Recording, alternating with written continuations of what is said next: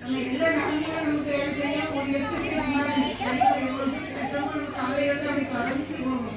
அதனால நீங்க கை கட்ட பயப்படாதீங்க. இவ்வாறு கை கட்டிட்டே இருங்க. நம்ம கவலையெல்லாம்